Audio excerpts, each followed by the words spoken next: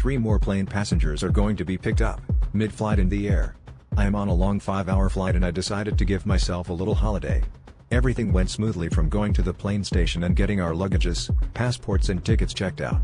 I was excited about getting away for a couple of weeks and I have had to work hard this year.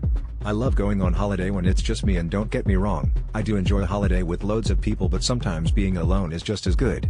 I'm just going to get to the resort and just relax by the pool and take in some sun.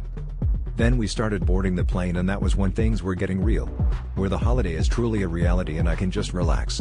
Everyone came on but there were 3 empty seats at the front of the plane.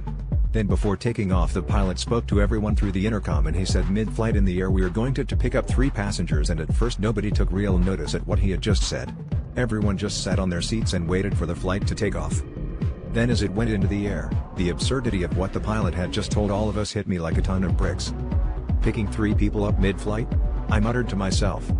At this point I did wish I traveled with a friend or family so that I could discuss with them the strangeness that the pilot had spoken of.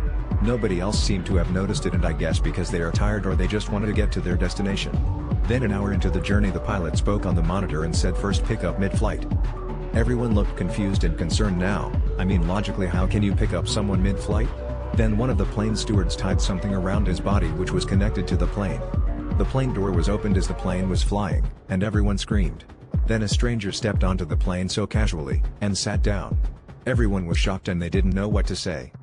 Then they closed the door and obviously people were complaining, but we were all warned. Then after another hour another plane steward put restraints around his waist, and it was connected to the plane. When the plane door was opened the second time round, the pull was much stronger and the plane steward was sucked outside. Then another stranger walked into the plane and casually sat down. Everyone was screaming and crying. We were all told to calm down. Then in another hour another steward had put restraints around his waist, and it was much stronger restraints this time, and it had a tighter hold onto the plane.